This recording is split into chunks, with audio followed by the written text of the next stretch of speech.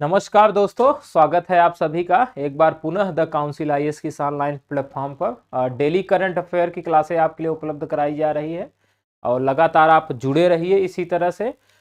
यह जो क्लास है हमारी यूपीएससी, यूपीपीसीएस और अदर स्टेट पीसीएस के साथ साथ अन्य प्रतियोगी परीक्षाओं के लिए भी जरूरी है। तो वो बच्चे भी जुड़े जो अदर स्टेट पीसीएस की तैयारी कर रहे हैं, साथ में अन्य प्रतियोगी परीक्षाओं की भी तैयारी कर रहे हैं। सारी परीक्षाओं को ध्यान में रख करके बड़े ही अच्छे ढंग से इसको जो है कि तैयार किया गया। हमारी टीम ने जबरदस्त मेहनत किया है इसमें और वही क्वेश्चन ले के आ रहे हैं हम आपके सामने जो मोस्ट इंपॉर्टेंट क्वेश्चन हो, MIQ मोस्ट इंपॉर्टेंट क्वेश्चन की चर्चा की जा रही है जो ज्यादा संभावित है। जैसा कि इस बार हमने आरओ की परीक्षा में वन लाइनर क्वेश्चन के लिए आप चलाया था करंट अफेयर पर, 2 से 3 क्लासें हमने लिया था उस पर, और वो भी अलग से नहीं, इसी क्लास में मैं लेकर उसको आया था और 2 से 3 प्रश्न उसमें से मिल गए थे हमें इस बार आरओ परीक्षा में। इससे ये विश्वास दिखता है मेरे कि कोई जबरदस्त तरीके से हमारी टीम काम कर रही है, हम स्वयं उसमें लगे हैं, अच्छे से बनाते हैं उस चीज को। तो ये जो MIQ है अब MCQ के रूप में आपके सामने पेश किया जा रहा है, इसके माध्यम से आप करंट अफेयर की सारी एक ही प्लेटफॉर्म पर तैयारी कर सकते हैं। तो जल्द से जुड़ जाएं। अब आप लोग अपने चैनल को, आपका ये अपना चैनल, आपका परिवार द काउंसिल आईएएस के चैनल को सब्सक्राइब कर लें और अपने मित्रों को भी शेयर कर दें। तो शुरू करते हैं। आज का जो हमारा पहला क्वेश्चन है कि गोवा मुक्ति दिवस के संदर्भ में निम्नलिखित कथनों पर विचार कीजिए। गोवा मुक्ति दिवस के संदर्भ में आपको विचार करना है और पहला हमारा कथन दिया गया है कि यह हर साल 19 दिसंबर को मनाया जाता है। हर साल 19 दिसंबर को मनाया जाता है। दूसरा है कि यह दिवस उस अवसर को चिन्हित करता है जब भारतीय सशस्त्र बलों ने 1961 में पुर्तगाली शासन से गोवा को मुक्त कराया था। यह पूछा जा रहा है। दूसरा ऑप्शन है, पूछा जा रहा है कि उपर्युक्त में से कौन सा या से कथन सत्य है। सत्य कथन आपको पहचानना है इसमें। इस तरह से सवाल हिस्ट्री में पूछ सकते हैं, हिस्ट्री से भी सवाल इसमें से आ जाता है। हालांकि हाल में यही चर्चा में रहा जिस कारण इस पे सवाल लिया गया है। ऑप्शन है केवल एक, केवल दो, एक और दो दोनों, न तो एक और न ही दो। तो ये जो गोवा मुक्ति दिवस है, ये गोवा को आप देखेंगे कि 1498 आपको याद हो, 1498, तो 1498 में एक पुर्तगाली गवर्नर वास्को डिगामा भारत आया था। और भारत का खोजकर्ता इसको मान लिया जाता है। भारत का खोजकर्ता मान लिया जाता है। वास्को डिगामा जब आया था तो ये जब पुर्तगाल निवासी है, ये भारत से बाहर जब गया तो 60 गुना तक फायदा लिया था अपने पुर्तगाल में। और जैसा कि मॉडर्न हिस्ट्री जैसे ही शुरू होती उसमें पहला ही टॉपिक होता है कि भारत में यूरोपीय कंपनियों का आगमन। तो भारत में यूरोपीय कंपनियों में से पहला जो यात्री आया था, पहला जो देश आया था वो पुर्तगाल था। तो पुर्तगाल आया था वास्को डिगामा के नेतृत्व में 1498 ईस्वी में। तो यूरोपीय कंपनियों में आया था प्रथम स्थान पर पुर्तगाल, प्रथम स्थान पर, लेकिन गया था ये अंतिम समय में। और अंतिम समय में कब? तो ये 1961 में गया था। अब 1961 में जाने पर इसने जो है कि गोवा पर उस समय तक अधिकार किया हुआ था। तो गोवा को भारत के सैनिकों ने 1961 में प्राप्त किया था। 1961 में प्राप्त किया था, यानी 1961 से पहले तक गोवा पर पुर्तगालियों का कब्जा था। तो आए 1498 में थे भारत में, लेकिन गए हैं 1961 में, पुर्तगाली गए हैं। तो गोवा को पुर्तगालियों से मुक्त कराया गया था इस दिन 1961 को। तो इसलिए जो है कि 19 दिसंबर को यह दिवस मनाया जाता है गोवा मुक्ति दिवस के रूप में। तो इसका पहला जो कथन हमारा है ये सही है। दूसरा, यह दिवस उस अवसर को चिन्हित करता है जब भारतीय सशस्त्र बलों ने 1961 में पुर्तगाली शासन से गोवा को मुक्त कराया था। बिल्कुल, यह भी सही उत्तर है। तो पूछा जा रहा है कि सत्य कथन कौन सा है, तो इसका सही कथन होगा सी, यानी सी इसका सही उत्तर होगा। तो पहला पुर्तगाली जो है कि आया है, पहले कंपनियों में, यूरोपीय कंपनियों में पहले पुर्तगाली आए थे, और लेकिन गए थे ये लास्ट में 1961 में। 1498 में आए, 1961 में गए। वास्को डिगामा के नेतृत्व में इनका आगमन हुआ था। देखिए और भी आपको जानकारी मिलती है। भारतीय नौसेना ने गोवा के मुक्ति दिवस की हीरक जयंती यानी 60वें वर्ष के उपलक्ष्य में एक सेमिनार का आयोजन किया। और गोवा मुक्ति दिवस हर साल 19 दिसंबर को मनाया जाता है।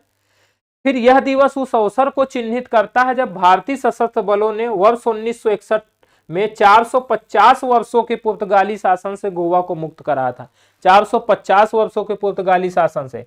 अगर मैं बात करूं तो 1498 में वास्को डी गामा आता है पुर्तगाली, लेकिन अगर आप देखेंगे तो 1510 में जो है कि गोवा पर पुर्तगालियों का अधिकार होता है। गोवा पर पुर्तगालियों का अधिकार होता है।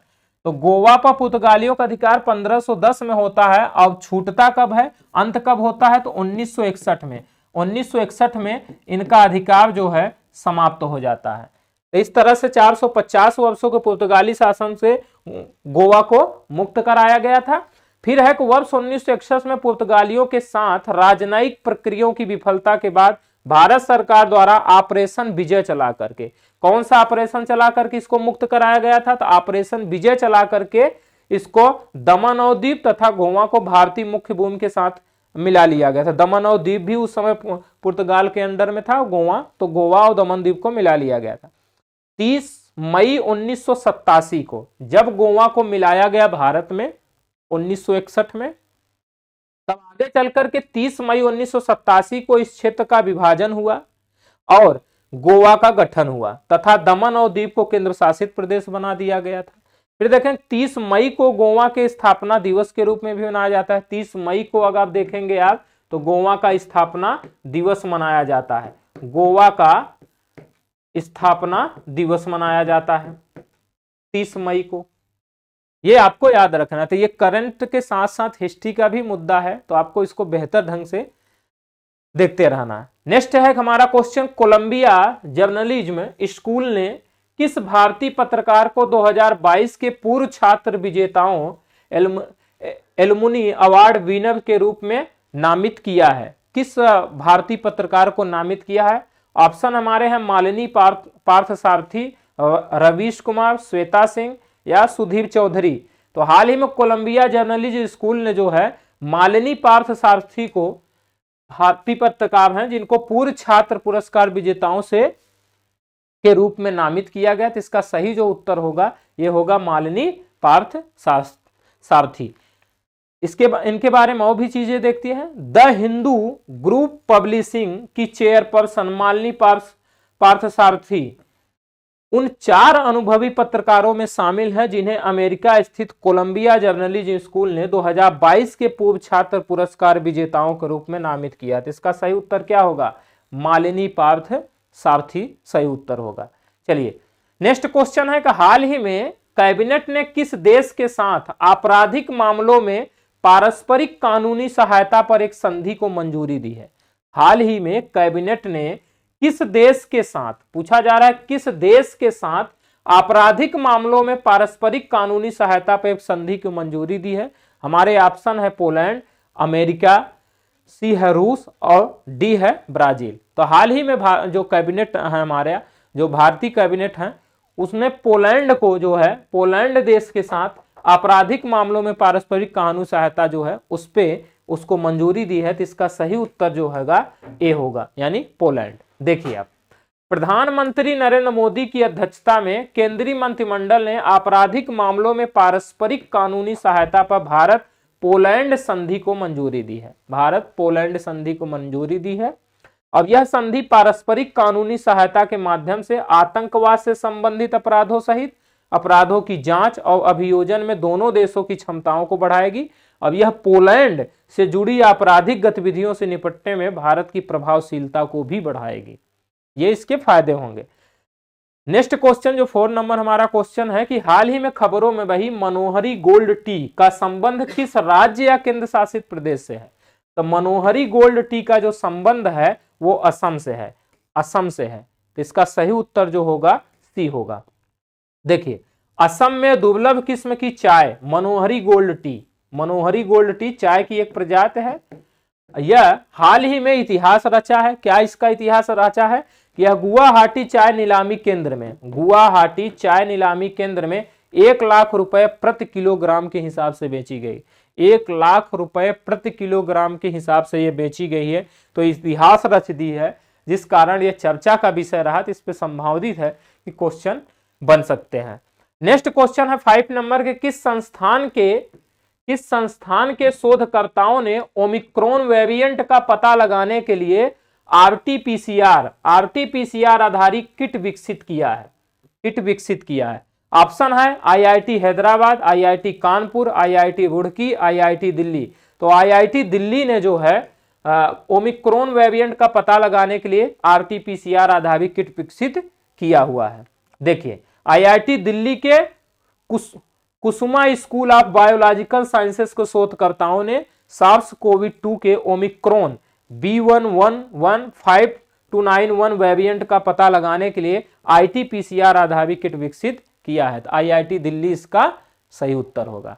बढ़ते हैं नेक्स्ट क्वेश्चन की तरफ। 6 नंबर हमारा क्वेश्चन है कि हाल ही में किस संगठन ने state of the world's land and water resources for food and agriculture, क्या है, किस संगठन ने state of the world's land and water resources for food and agriculture यानी SALO 2021 रिपोर्ट जारी की? किस संगठन ने जारी की, यह क्वेश्चन पूछा जा रहा है। ऑप्शन है WHO, FAO, WTO या नीति आयोग। तो FAO ने जो है state of the world land and water resources for food and agriculture report 2021 जारी किया हुआ है।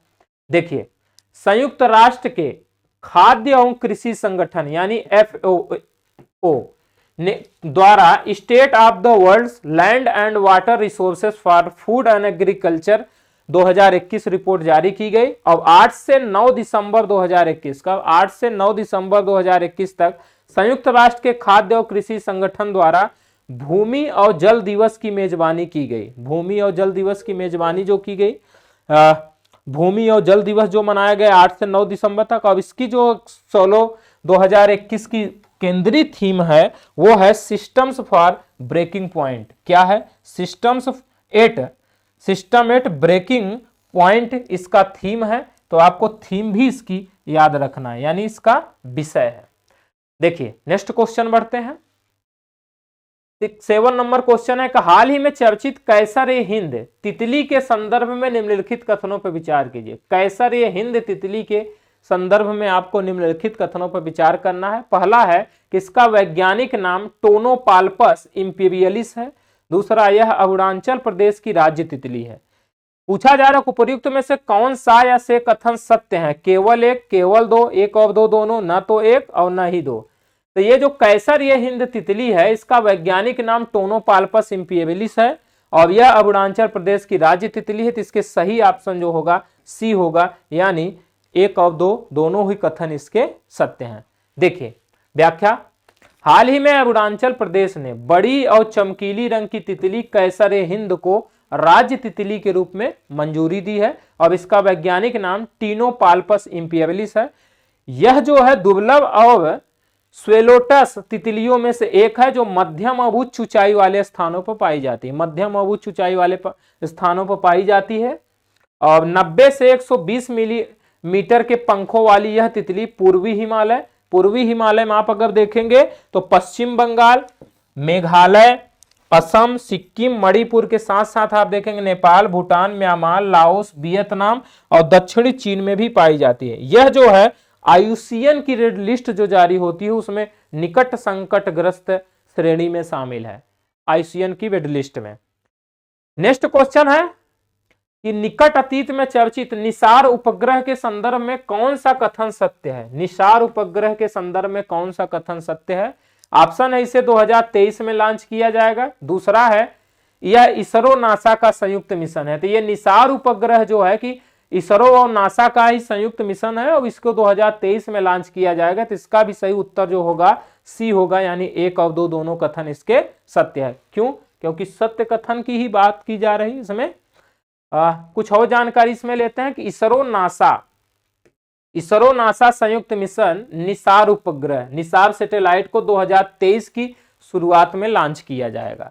इसका उद्देश्य है उन्नत रडार छवियों का उपयोग करके विश्व स्तर पर पृथ्वी की सतह में परिवर्तन को मापना है। पृथ्वी की सतह में जो परिवर्तन हो रहे हैं उसको मापना है। और 2015 में तत्कालीन अमेरिकी राष्ट्रपति बराक ओबामा की भारत यात्रा के दौरान भारत और अमेरिका द्वारा इस मिशन के लिए सहमत हुए थे। तो इसको 2023 में अब लॉन्च किया जाएगा। नेक्स्ट क्वेश्चन है 9 नंबर की हाल ही में दुनिया का सबसे ऊंचा एक्सप्रेस वे किस देश द्वारा बनाया जा रहा है? दुनिया का सबसे ऊंचा एक्सप्रेस वे किस देश द्वारा बनाया जा रहा है? चीन, रूस, अमेरिका या इंडोनेशिया? तो ये चीन द्वारा बनाया जा रहा है। तो इसका सही उत्तर होगा ए, चीन। देखिए, दुनिया का सबसे ऊंचा एक्सप्रेसवे चीन ने अपने तिब्बत स्वायत्त शासी क्षेत्र में बनाया है। तिब्बत जो चीन अपना मानता है कि चीन कहता है कि तिब्बत मेरा स्वायत्त शासी देश है, तो उसमें इसने जो है कि दुनिया का सबसे ऊंचा एक्सप्रेसवे बना रहा है। अब इस एक्सप्रेसवे का नाम जो है G6 बीजिंग लहासा एक्सप्रेसवे है। इसका नाम क्या रखा गया है? G6 बीजिंग लहासा एक्सप्रेसवे है। और यह दुनिया का सबसे ऊंचा यह एक्सप्रेसवे चीन के नाग्यक्यू से तिब्बत की राजधानी लहासा को जोड़ता है 295 किलोमीटर तक। इतना 295 किलोमीटर तक है। अब ये देख रहे हैं कि चीन के नागक्यू से तिब्बत की राजधानी लहासा तक जोड़ेगा। अब इसकी औसत ऊंचाई जो हो गई 4500 मीटर यानी 14,763 फीट है। 14,763 फीट है जो दुनिया का सबसे ऊंचा एक्सप्रेस वे है। चलिए नेक्स्ट क्वेश्चन, आज का हमारा लास्ट क्वेश्चन हो कि हाल ही में भारतीय रेलवे ने अपना पहला पॉड रिटायरिंग रूम कहां खोला है? भारतीय रेलवे ने अपना पहला पॉड रिटायरिंग रूम कहां खोला है? ऑप्शन है मुंबई, चेन्नई, कोलकाता, लखनऊ। तो भारतीय रेलवे में अपना पहला पॉड रिटायरिंग रूम जो है मुंबई में खोला है। तो इसका सही उत्तर ए होगा, यानी मुंबई। देखिए व्याख्या, भारतीय रेलवे ने मुंबई सेंट्रल स्टेशन पर भारतीय रेलवे के यात्रियों के साथ साथ आम लोगों के लिए पहला पॉड रिटायरिंग रूम खोला गया है। किसके लोग के लिए? आम लोगों के लिए खोला गया है। इस पॉड होटल में ठहरने के लिए 12 घंटे के लिए 999 रुपए और 24 घंटे के लिए 1999 रुपए का भुगतान करना होगा। और पॉड होटल जो कैप्सूल होटल है जी भी बोला जाता है, यह छोटे छोटे बिस्तर के आकार के कैप्सूल होते हैं और रात भर के लिए किफायती आवास प्रदान करते हैं। इस तरह से आज के हमारे ये क्वेश्चन में है। इसी तरह आप क्लास में जुड़े रहिए। वीडियो को प्लीज आप शेयर कर दें ताकि अन्य लोग भी इसमें जुड़ जाएं। और यह जो है कि बहुत ही इंपॉर्टेंट है, तो आप लोग लगातार बनिए रहिए और एक जगह से आपको करंट की चीजें मिल जाएगी। आप सफल हों, इसी शुभकामनाओं के साथ। Thank you.